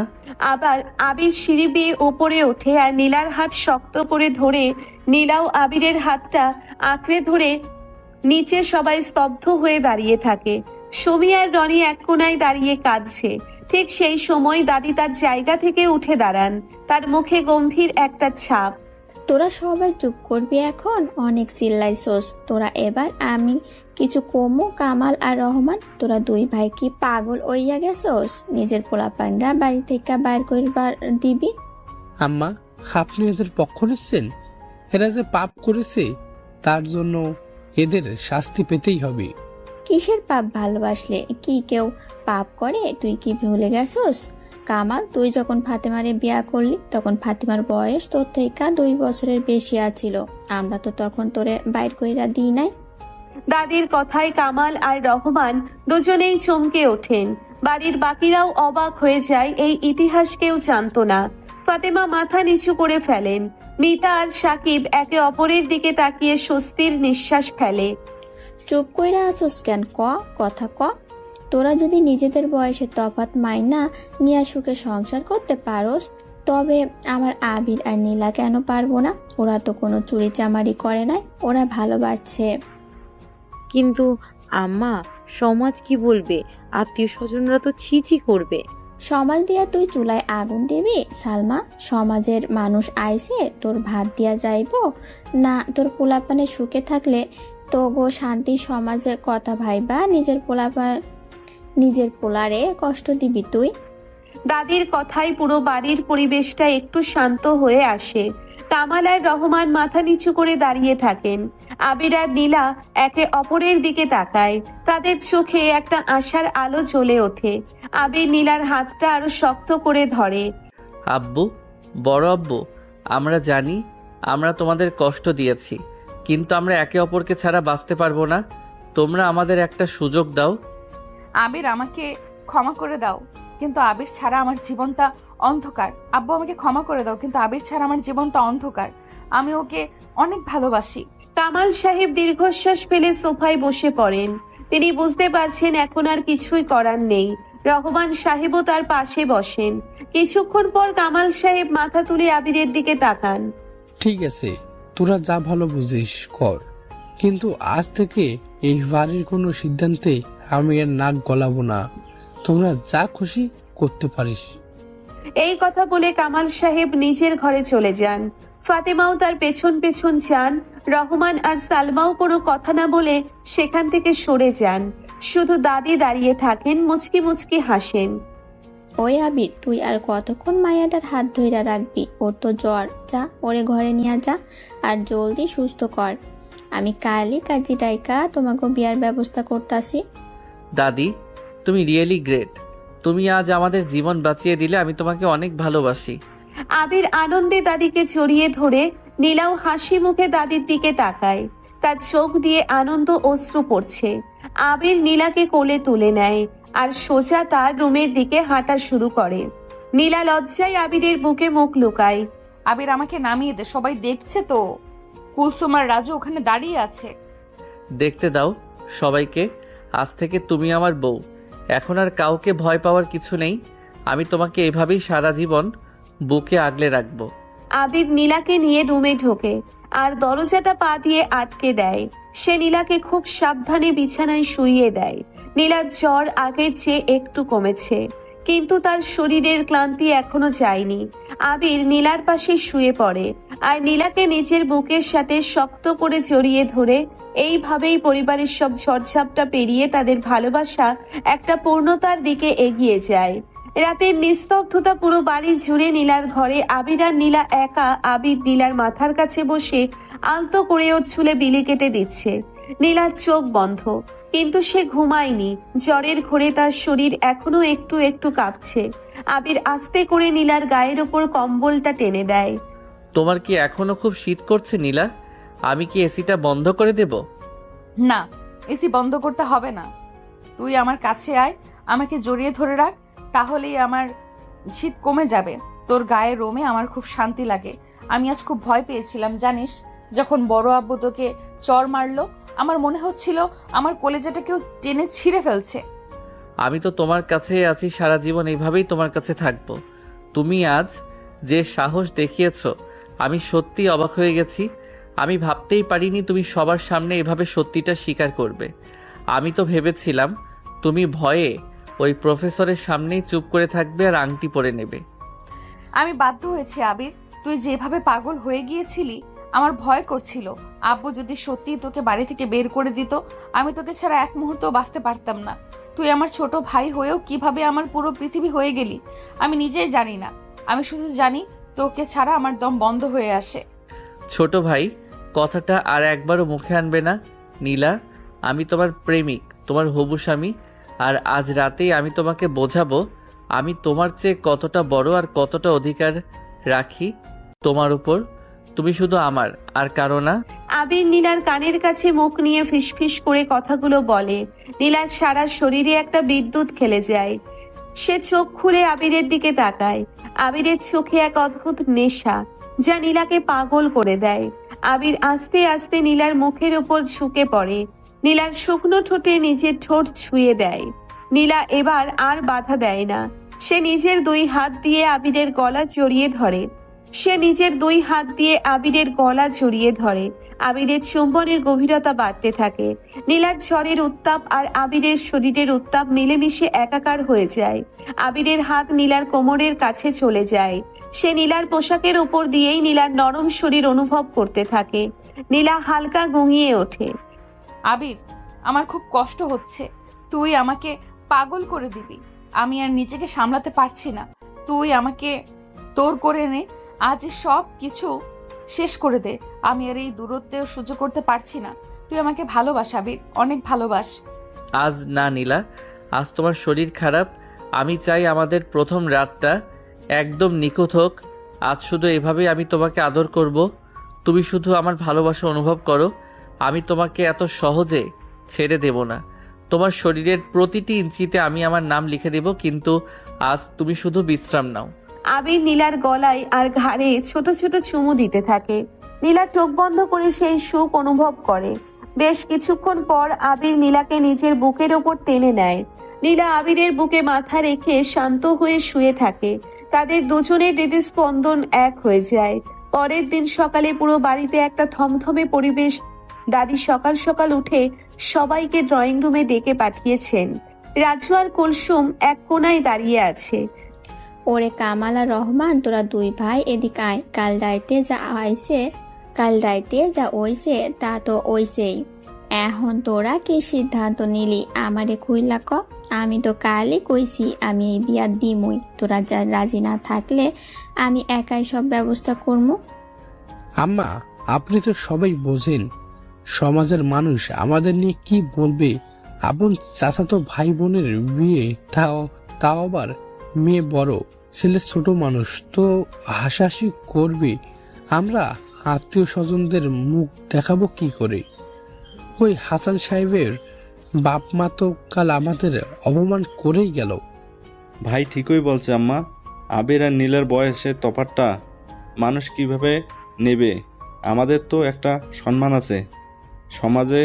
কাল আবির যে কাণ্ড করছে তাতে আমাদের মাথা হেড হয়ে গেছে। তবু সমাজের মানুষের মুখে আমি ছাইরা দিমু। তোরা দুই ভাই কিচ্ছু বুঝোস না। নীলা আর আবির সুখে থাকলে তবু আর কি লাগে? ফাতেমা, সালমা, তোরা কিছু কস না কেন? তোরা কি চাস তোমাগো পোলাপান সারা জীবন কান্দুক? সমাজের কথা ভাইবা নিজের পোলারে কষ্ট দিবি তোরা? আম্মা, আপনি তো জানেন আমি নীলাকে কতটা ভালোবাসি, কিন্তু ওর আব্বু তো কাল অনেক রেগে ছিল, আবিরকে চড়ও মেরেছে। এখন আবির যদি অভিমান করে থাকে, নীলাও তো কাল খুব কান্নাকাটি করেছে। আমি তো চাই ওরা সুখে থাকুক। আমিও ফতেমা আপার সাথে একমত আম্মা। আবির তো আমাদেরই ছেলে। ও যদি নীলাকে নিয়ে ভালো থাকে তবে আমাদের আর কি চাবার থাকতে পারে? আমরা তো ওদের ভালোই চাই। শুধু বয়সের কথাটা ভেবেই আমরা ভয় পাচ্ছিলাম। ঠিক আছে আম্মা, আপনি যখন এত করেই বলছেন আর এইবারের মেয়েরাও যখন রাজি, তখন আমার আর কি বলার থাকতে পারে। কিন্তু বিয়ের আয়োজন খুব বড় করে করা যাবে না, একবারে নিজেদের মধ্যে ছোট করে করতে হবে। আমি এত মানুষের সামনে এই বিয়ে নিয়ে কথা বলতে পারবো না। ঠিক আছে, আমি তাই করবো। একেবারে ঘরোয়াভাবে বিয়া হইব কালই। কাজী টাইকা বিয়া পড়ামো। তোরা হাসি মুখে কাজকর্মে হাত দে আর মানুষজনরে খবর দে। আমি বাইচা থাকতে এই বাড়িতে আমার হুকুমে চলবো। দাদির ধমক খেয়ে সবাই চুপ হয়ে যায়। ফাতেমা আর সালমা বুঝতে পারে এখন আর অমত করে লাভ নেই। তারা ধীরে ধীরে নীলার ঘরের দিকে যায়। নীলা তখন ঘুম থেকে উঠেছে, তার জ্বর এখন অনেকটাই কম। আবির তখনও নীলার পাশেই শুয়েছিল। ফাতেমা আর সালমাকে ঢুকতে দেখে আবির ধরপড় করে উঠে বসে। নীলা, তোর শরীর এখনো কেমন? জ্বর কি কমেছে কিছু? দাদি তো কাল তোদের বিয়ের ব্যবস্থা করেছে। আমরা তোর জন্য শাড়ি বের করতে এসেছি। তুই কি খুশি মা? আমার জ্বর এখন নেই আম্মু। তোমরা কি আমার উপর খুব রাগ করে আছো? আমাকে মাফ করে দাও। আমি তোমাদের কষ্ট দিতে চাইনি, কিন্তু আবিরকে ছাড়া আমি মরে যেতাম। তোমরা আমাকে ভুল বোঝো না আম্মু। আমরা আর কি রাগ করব মা? দাদি যখন মেনে নিয়েছে তখন আমাদের আর কিচ্ছু বলার নেই। তুই তো আমাদেরই মেয়ে, এখন থেকে এই বাড়ির বউ হয়ে থাকবি। আমরা তো এটাই চাইতাম, শুধু তোদের বয়সের কথাটা ভেবেই আমরা ভয় পেয়েছিলাম। এখন তোরা সুখে থাকলেই আমরা খুশি। মা, বড় মা, তোমরা একদম চিন্তা করো না। আমি নীলাকে রানীর মতো রাখবো। আমি প্রমাণ করে দেব যে আমাদের ভালোবাসার বয়স দিয়ে মাপা যায় না। তোমরা শুধু আমাদের দোয়া করো আর আব্বুকে একটু বুঝিয়ে বলো আমি কাল অনেক বেয়াদবি করে ফেলেছি। তোর আব্বু ঠিক হয়ে যাবে রে। তুই তো জানিস সে একটু রাগী, কিন্তু তোকে তো অনেক ভালোবাসে। তুই নিচে গিয়ে ওর সাথে কথা বল, দেখবি সব ঠিক হয়ে গেছে। আমরা নীলাকে খাইয়ে দিচ্ছি, তুই যা নিচে গিয়ে সবার সাথে কথা বল। আবির হাসি মুখে নিচে চলে যায়।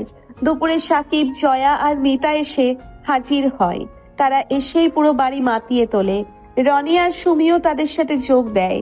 ড্রয়িং রুমে সবাই গোল হয়ে বসে আড্ডা দিচ্ছে আর আবির নীলাকে খেপাচ্ছে। কিরে দোস্ত, তুই তো এক্কেবারে ছক্কা হাঁকিয়ে দিলি। আমরা ভাবলাম তুই শুধু প্রেমই করবি, কিন্তু তুই তো একেবারে বিয়ের পিড়িতে বসে গেলি। তা আমাদের মিষ্টি খাওয়াবি না, নাকি শুধু বউ নিয়েই থাকবি? তোদের শুধু মিষ্টি কেন, বিরিয়ানি খাওয়াবো দোস্ত। তুই আর জয়া না থাকলে তো কালকের ওই প্রফেসরকে তাড়ানো যেত না। তোদের অনেক ধন্যবাদ, তোরা আমার সত্যিকারের বন্ধু। আমাদের ধন্যবাদ দিতে হবে না, তুই শুধু নীলা আপুকে সুখে রাখিস। আর শোনো, কাল কিন্তু আমরা অনেক মজা করব বিয়ের সময়।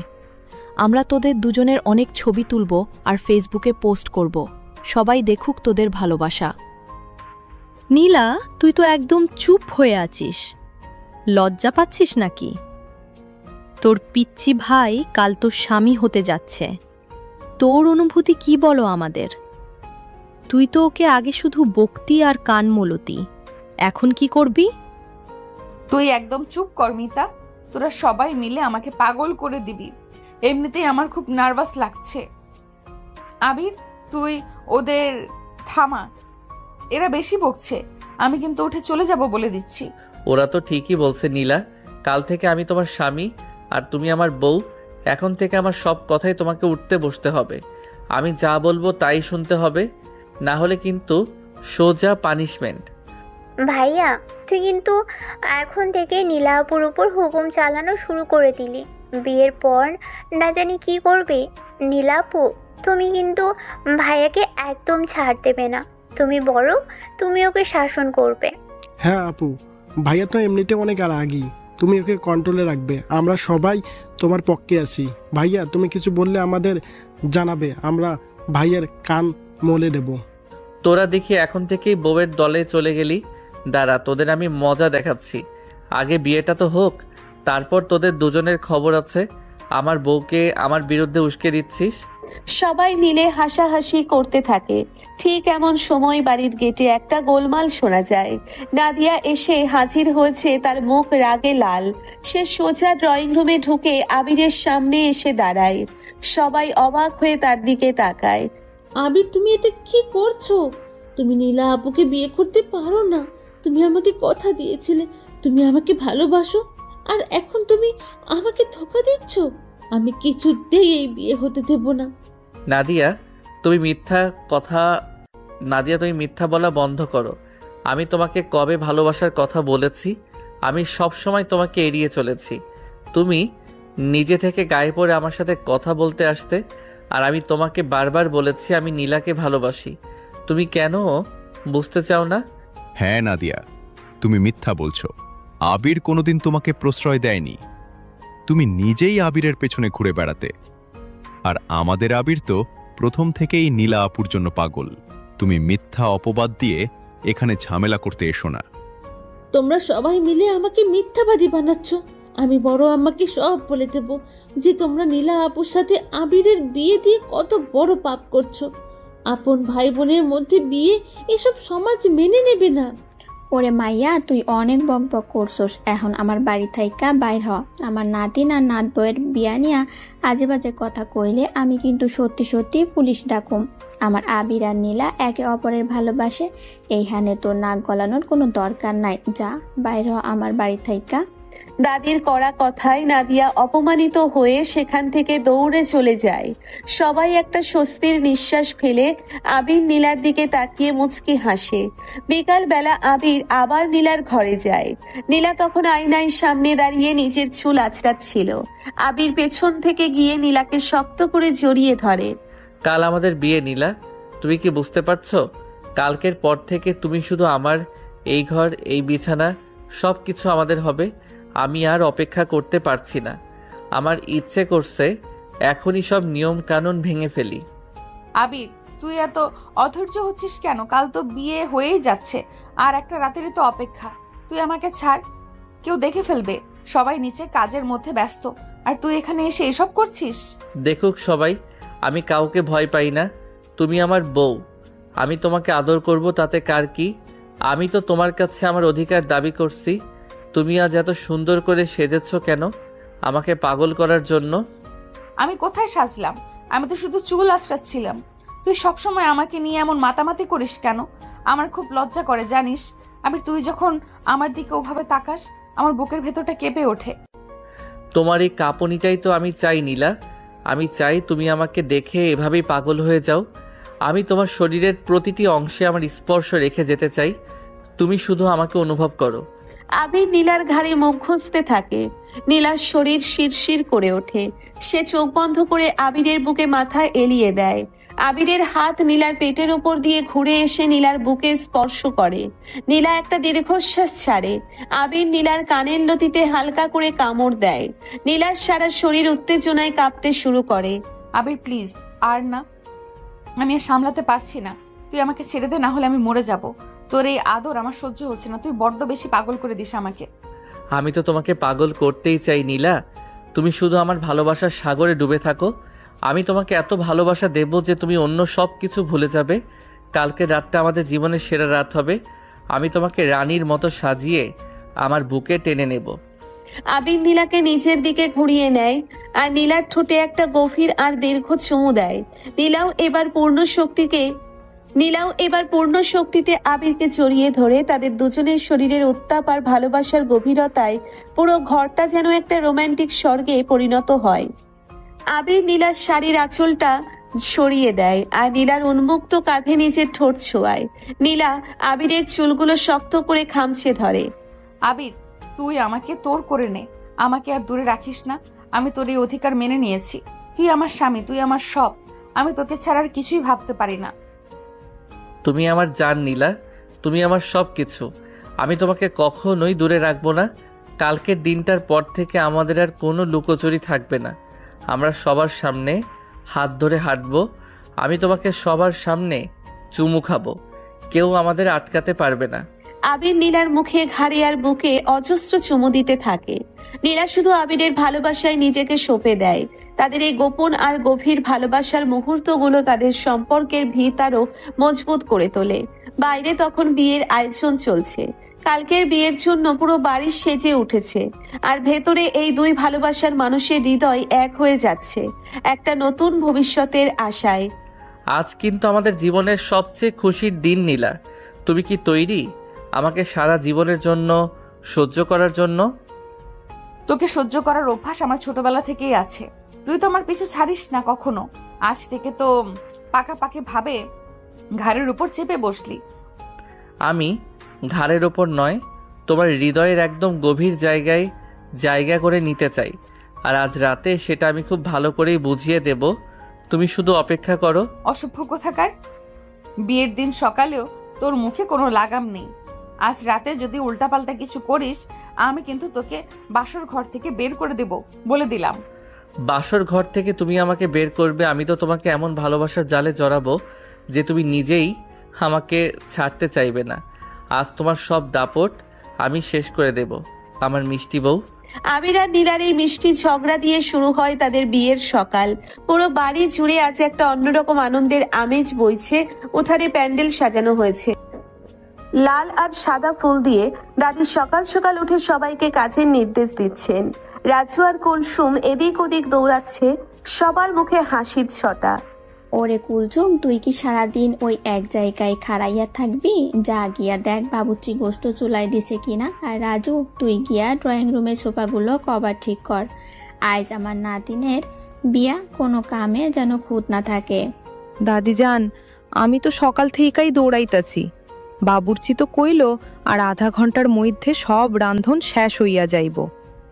বড় খালাম্মা তো আমারে একদণ্ড জিরানোর সময় দিতাছে না। তুই খালি কাম চুরির ধান্দায় থাকস কুলসুম। আজ বাড়িতে কত কাম, আর তুই খালি ঘ্যান ঘ্যান করতাছস। যা গিয়া নীলা আপার ঘরের সামনে খাড়া, কেউ ডাক দিলে যেন লগে লগে যাস। তোরা দুইটা সারাদিন খালি ঝগড়া করস, এখন যা কইছি তাই কর। করিমরে ডাক দে, বাজার থেকে পানের মশলা আর দই নিয়ে আইতে হইব। আমি এখানেই আছি দাদিজান, আপনি বাজারের ফর্দ দেন। আমি এখনই বড় বাজার থেকে সব তাজা জিনিস নিয়ে আইতাছি, কোনো চিন্তা করবেন না। আজ বড় বাড়ির বিয়া সব একদম 1 নম্বর হইব। দাদির নির্দেশে সবাই নিজেদের কাছে দৌড় দেয়। দোতলায় আবিরের ঘরে তখন বন্ধুদের আড্ডা চলছে। সাকিব আর রনি মিলে আবিরকে বিয়ের সাজে সাজাচ্ছে। আবির খুব অস্থির হয়ে আছে। সে বারবার আয়নার সামনে গিয়ে নিজের শেরওয়ানি ঠিক করছে। কিরে দোস্ত, তুই এত ঘামছিস কেন? মনে হচ্ছে তুই এখনই দৌড় দিবি। তুই তো আজ থেকে বিবাহিত পুরুষ হয়ে যাচ্ছিস, তোর তো খুশি হওয়ার কথা। আর তুই এমন নার্ভাস হয়ে আছিস যেন ফাঁসির মঞ্চে যাচ্ছিস। তুই চুপ করবি? সাকিব আমার এমনিতে বুকের ভেতর ধুকপুক করছে। সে কখন থেকে তৈরি হয়ে বসে আছি, কিন্তু নীলার কোনো খবর নেই। ও কি এখনো সাজছে নাকি? আমাকে একটু দেখতে দে। ভাইয়া, তুই তো দেখি পাগল হয়ে গেছিস। বিয়ের আগে কেউ বউকে দেখতে যায় নাকি? তুই এখানে চুপ করে বসে থাক, আর কিছুক্ষণ পরেই তো কাজী সাহেব আসবে। তারপর তোর নীলা আপু সারা জীবনের জন্য তোর হয়ে যাবে। তুই ছোট মানুষ, তুই এসব বুঝবি না। রনি, আমার যে আর তর্স হয়েছে না। আমি শুধু ভাবছি কখন রাত হবে আর আমি নীলার কাছে যাব। আমার মনে হচ্ছে সময় যেন একদম থমকে আছে। ওরে আমার রোমিও রে, আজ রাতে তোর খবর আছে। নীলা আপু তোর সিনিয়র। তুই আজ রাতে কিছু করতে গেলে দেখবি তোকে কান ধরে রুম থেকে বের করে দিয়েছে। তুই তো এমনিতেই ওর কাছে পিচ্চি হয়ে আছিস। তুই বেশি বকছিস সাকিব। আজ রাতে আমি নীলাকে বুঝিয়ে দেব আমি পিচ্ছি নাকি ওর স্বামী। আজ আমার অধিকার আদায়ের রাত। আমি ওকে এমন ভালোবাসা দেব যে ও সারা জীবন মনে রাখবে। তুই শুধু দেখতে থাক। আবিরের কথায় সাকিব আর রনি হো হো করে হাসতে থাকে। ওদিকে নীলার ঘরে জয়া, মিতা আর সুমি মিলে নীলাকে কনের সাজে সাজাচ্ছে। নীলা লাল টুকটুকে বেনারসি পরেছে, গা ভর্তি ভারী গয়না, আর চোখে গাঢ় কাজল। উফ নীলা, তোকে আজ যা সুন্দর লাগছে না। আমি তো তোকে দেখেই ক্রাশ খাচ্ছি। আর আবির তো আজ তোকে দেখলে এমনিতেই বেহুশ হয়ে যাবে। তুই তো এমনিতেই ওকে পাগল করে দেখেছিস। তুই একদম চুপ কর মিতা, আমার এমনিতেই খুব ভয় করছে। আব্বু আর বড় আব্বু এখনো আমার সাথে ভালো করে কথা বলেনি। তারা কি মন থেকে আমাকে আর আবিরকে মেনে নিয়েছে? আমার খুব কান্না পাচ্ছে। তুই একদম কাঁদবি না নীলা আপু, তোর মেকআপ নষ্ট হয়ে যাবে। আঙ্কেলরা তোকে অনেক ভালোবাসে, তাই প্রথম দিকে একটু রেগেছিল, কিন্তু এখন দেখবি সব ঠিক হয়ে গেছে। দাদি তো সব সামলে নিয়েছে। হ্যাঁ আপু, তুই একদম টেনশন করিস না। আপু আর বড় আব্বু সকালে ভাইয়ার সাথে কথা বলেছে। তারা ভাইয়াকে বুকে জড়িয়ে ধরেছে। তুই শুধু আজকের দিনটার কথা ভাব। আজ থেকে তুই আমাদের বাড়ির বড় বউ। তোদের কথা শুনে একটু শান্তি লাগছে, কিন্তু আবিরের পাগলামির কথা ভাবলেই আমার ভয় করে। ও তো আজ রাতে আমাকে আস্ত রাখবে না। কাল রাত থেকেই ও আমাকে যা শুরু করেছে, আমি তো ভয়েই মরে যাচ্ছি। ওরে আমার লাজুক বউরে, বিয়ের রাতে বর একটু পাগলামি করবে, এটাই তো স্বাভাবিক। তুইও তো ওকে ভালোবাসিস। তুইও আজ সব ভুলে ওর কাছে ধরা দিবি। দেখবি তোদের জীবনটা একদম স্বপ্নের মতো হয়ে যাবে। জয়া আর মিতার কথায় নীলার মুখ লজ্জায় লাল হয়ে যায়। ঠিক তখন ফাতিমা আর সালমা ঘরে ঢোকেন। তাদের চোখ ছলছল করছে। তারা এসে নীলাকে দুই পাশ থেকে জড়িয়ে ধরেন। আমার মাটা আজ কত সুন্দর লাগছে তোরে। তুই তো আমাদের ঘরের লক্ষ্মী। আজ থেকে তুই আমাদের আবিরের বউ। তুই ওরে সবসময় আগলে রাখবি। ও তো একটু পাগল, কিন্তু তোরে অনেক ভালোবাসে।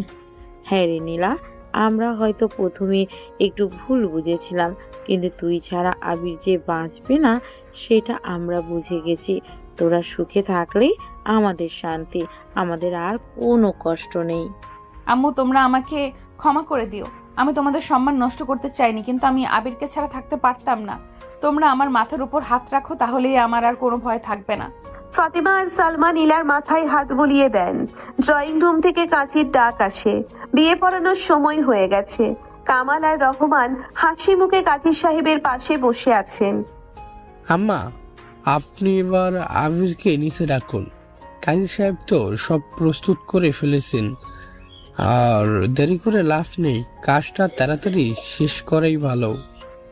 হ্যাঁ, আবিরকে ডাক আর নীলাকেও নিচে নিয়ে আয়। আজ আমাদের ঘরের ছেলে আর ঘরের মেয়ে এক হচ্ছে, এর চেয়ে আনন্দের দিন আর কি হতে পারে। ওরে রাজু, গিয়া আবিরে ডাক দে আর জয়া মিটারে ক নীলা বুবুরে নিচে নিয়ে আইতে। আজ আমার নাতিনের বিয়া, আমি খুব খুশি। রাজু দৌড়ে গিয়ে আবিরকে ডেকে আনে। আবির সোনালি রঙের শেরওয়ানি পরে একদম রাজপুত্রের মতো নিচে নেমে আসে। সবার চোখ আবিরের দিকে। সে এসে কাজী সাহেবের সামনে বসে একটু পর মিতা আর জয়া নীলাকে ধরে নিচে নিয়ে আসে। নীলাকে দেখে আবির তো চোখ ফেরাতেই পারছে না। বাবা আবির রহমান, তুমি কি এই নীলা কামালকে তোমার স্ত্রী হিসেবে 5 লক্ষ টাকা দেনমোহরে কবুল করছো? আলহামদুলিল্লাহ, আমি কবুল করছি। কবুল কবুল কবুল। আবিরের ভরাট গলায় কবুল বলার শব্দে পুরো ড্রয়িং রুম আনন্দে মুখরিত হয়ে ওঠে। আবিরের চোখ নীলার দিকে স্থির। এবার কাজী সাহেব নীলার দিকে তাকান। মা নীলা, তুমি কি এই আবির রহমানকে 5 লক্ষ টাকা দেনমোহরে তোমার স্বামী হিসেবে কবুল করছো? আলহামদুলিল্লাহ, আমি কবুল করছি। কবুল কবুল কবুল। নীলার কবুল বলার সাথে সাথে সবার মুখে খুশির হাসি ফুটে ওঠে। দাদি সোফা থেকে উঠে গিয়ে নীলার কপালে চুমু খায়। কামাল আর রহমান আবিরকে বুকে টেনে নেন। সালমা আর ফাতেমা খুশিতে কাঁদতে শুরু করেন। আবির, তুই আজ থেকে আমার মেয়ের স্বামী। তুই ওকে সুখে রাখবি। আমার মেয়েটা যেন কোনোদিন চোখের পানি না ফেলে। তুই ওকে তোর জীবনের চেয়েও বেশি ভালোবাসবি। আব্বু, আপনি কোনো চিন্তা করবেন না। নীলা আমার জীবন, আমার নিঃশ্বাস। আমি ওকে কখনো কাঁদতে দেব না। আমি ওকে রানীর মতো আমার বুকে আগলে রাখবো, এটা আমার ওয়াদা। আমরা জানি তুই পারবি। তোদের দুজনের ভালোবাসার কাছে আমরা সবাই হেরে গেছি। তোরা সারা জীবন এইভাবেই একসাথে থাকিস। আমাদের দোয়া সবসময় তোমাদের সাথেই আছে। সবার আশীর্বাদ নিয়ে বিয়ের মূল অনুষ্ঠান শেষ হয়। রাতে বাড়ির সবাই মিলে উঠানে বসে এক বিশাল ভুরিভোজ করে হাসি, গান আর আড্ডায় পুরো বাড়ি গমগম করতে থাকে। রাত তখন 10টা বাজে। আবির আর নীলার বাসর ঘরের প্রস্তুতি চলছে। সুমি, রনি, জয়া আর মিতা মিলে বাসর ঘরের দরজা আটকে দাঁড়িয়ে আছে। আবির সাকিবকে নিয়ে সেখানে আসে। ভাইয়া, এত সহজে তোকে পাশের ঘরে ঢুকতে দেব না। আগে আমাদের গেট পাসের টাকা দে, তারপর তুই ভিতরে যাওয়ার সুযোগ পাবি। আজ তোর পকেট আমরা খালি করেই ছাড়বো। এই তোরা সর, আমার এমনিতে অনেক দেরি হয়ে গেছে। তোরা কত টাকা চাস বল, আমি দিয়ে দিচ্ছি, কিন্তু আমাকে আর আটকাস না। আমার বউ ভেতরে একা বসে আছে। এত সোজা না ভাইয়া, আবার 10,000 টাকা চাই। আর সাথে কাল সকালে আমাদের সবাইকে দামি রেস্টুরেন্টে টিট দিতে হবে, না হলে তুই আজ সারা রাত বাইরে বসে থাকবি। কিরে দোস্ত, তুই তো আজকে একদম ফেসে গেলি। দে দে, ওদের টাকা দিয়ে দে। আজ রাতে তোর যে সুখ মিলবে তার কাছে এই 10,000 টাকা তো কিছুই না। জলদি টাকা দে আর ভেতরে যা। এই নে তোদের 10,000 টাকা, আর কাল আমি সবাইকে ট্রিট দেব। এবার আমাকে ছাড় তোরা, আমার মাথাটা এমনিতেই গরম হয়ে আছে। আর বিরক্ত করিস না। আবির টাকা দিয়ে সবাইকে সরিয়ে দরজা খুলে ভেতরে ঢোকে। ঘরের ভেতরটা এক অদ্ভুত সুন্দর গন্ধে মমা করছে। পুরো বিছানা গোলাপ আর রজনীগন্ধা ফুল দিয়ে সাজানো হয়েছে। নীলা বিছানার মাঝখানে ঘোমটা টেনে বসে আছে। আবির খুব ধীর পায়ে দরজাটা বন্ধ করে ছিটকিনি লাগিয়ে দেয়। সে এক পা করে নীলার দিকে এগিয়ে যায়। তার বুকের ভেতরটা আজ খুব জোরে কাঁপছে। সে বিছানায় উঠে নীলার সামনে বসে। নীলা, আমার বিশ্বাসই হচ্ছে না যে তুমি আজ আমার সামনে আমার বউ হয়ে বসে আছো। আমি কি কোনো স্বপ্ন দেখছি নাকি এটা সত্যি? তুমি কি আজ থেকে পুরোপুরি আমার? তুই সব সময় এমন বোকার মতো কথা বলিস কেন? আমি তোর বউ না তো কি অন্য কারো বউ? তুই তো আমাকে জোর করেই তোর বউ বানিয়ে নিলি। এবার ঘুমটা খুল, আমার খুব গরম লাগছে। আমি ঘুমটা খুলবো, কিন্তু তার আগে আমাকে বলতে হবে তুমি আমাকে ভালোবাসো। আমি তোমার মুখে আজ এই কথাটা শুনতে চাই নীলা। তুমি শুধু আমার, এই কথাটা আজ তোমাকে বলতেই হবে। আমি তোকে ভালোবাসি আবির, অনেক বেশি ভালোবাসি। তুই আমার পিচ্চি ভাই থেকে কখন যে আমার পুরো পৃথিবী হয়ে গেলি আমি নিজেও জানি না। আমি শুধু তোকে চাই, তোর এই পাগলামিগুলো চাই। আবির আর নিজেকে আটকে রাখতে পারে না। সে কাঁপা কাঁপা হাতে নীলার ঘোমটাটা পেছন দিকে সরিয়ে দেয়। নীলার লাল টুকটুকে মুখটা দেখে আবির মুগ্ধ হয়ে তাকিয়ে থাকে। সে তার হাতটা বাড়িয়ে নীলার গাল স্পর্শ করে নীলার সারা শরীরে একটি বিদ্যুৎ খেলে যায়। সে চোখ বন্ধ করে ফেলে। আবির নীলার কপালে একটা দীর্ঘ আর গভীর চুমু দেয়। আজ থেকে তুমি আমার মহারানী, আমি তোমার গোলাম। তুমি আমাকে যা হুকুম করবে আমি তাই শুনবো, কিন্তু আজ রাতে শুধু আমার হুকুম চলবে। আজ তুমি কোনো বাধা দিতে পারবে না। আমি কোনো বাধা দেব না আবির। আমি আজ নিজেকে তোর কাছে সঁপে দিতে চাই। তুই আমাকে তোর ভালোবাসায় ভরিয়ে দে। আমি আর এই দূরত্ব সহ্য করতে পারছি না। তুই আমাকে তোর করে নে। আবির নীলার ভারী গয়নাগুলো একে একে খুলতে শুরু করে। তার হাতের স্পর্শে নীলার শরীর কেঁপে কেঁপে উঠছে। আবির নীলার নাকের নথ, কানের দুল আর গলার হার খুলে সাইড টেবিলে রাখে। তারপর সে নীলার দুই হাত নিজের হাতের মুঠোয় নিয়ে নীলার ঠোঁটের খুব কাছে চলে আসে। নীলার গরম নিঃশ্বাস আবিরের মুখে এসে লাগছে। তুমি এত সুন্দর কেন নীলা? তোমাকে দেখলে আমার মাথার ভেতর সব গোলমাল হয়ে যায়। আমি তোমাকে এমনভাবে ভালোবাসতে চাই যেন দুনিয়ার আর কোনো মানুষ এমন ভালোবাসা কাউকে বাসতে না পারে। তুই বেশি কথা বলছিস আবির। তুই শুধু আমাকে ভালোবাস, আমাকে তোর বুকে টেনে নে। আমি তোর স্পর্শে পাগল হয়ে যেতে চাই। তুই আমাকে তোর গভীরে নিয়ে যা। আবির আর কোনো কথা না বলে নিজের ঠোঁট দুটো নীলার নরম ঠোঁটের উপর ডুবিয়ে দেয়। নীলার শরীর ধনুকের মতো বেঁকে যায়। সে দুই হাত দিয়ে আবিরের ঘাড় শক্ত করে জড়িয়ে ধরে আবিরের চুম্বনের গভীরতা বাড়তে থাকে। সে নীলার ঠোঁট চুষে খাচ্ছে।